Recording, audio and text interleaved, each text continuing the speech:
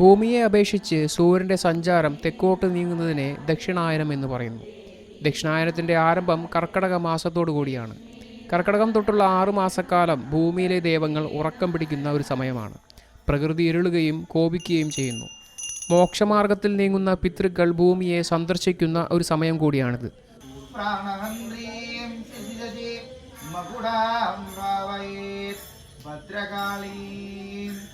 കാളി കാളി മഹാകാളി ഭദ്രകാളി നമോസ്തുതേ.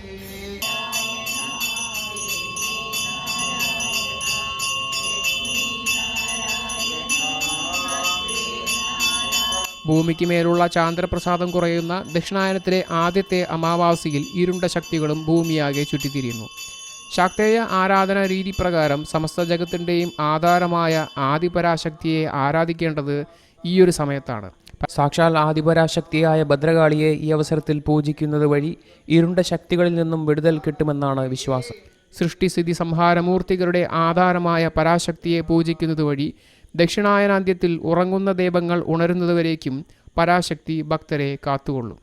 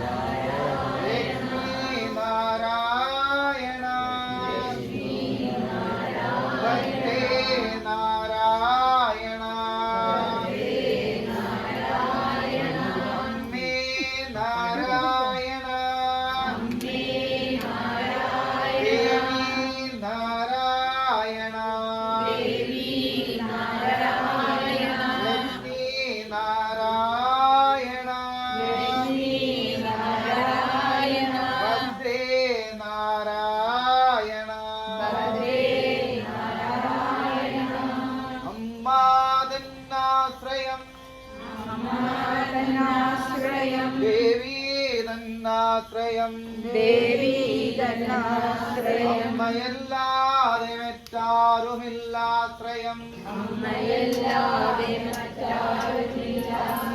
അമ്മാശ്രയം ദേവീതന്നാശ്രയം. അമ്മയല്ലാതെ മറ്റാരുമില്ലാശ്രയം.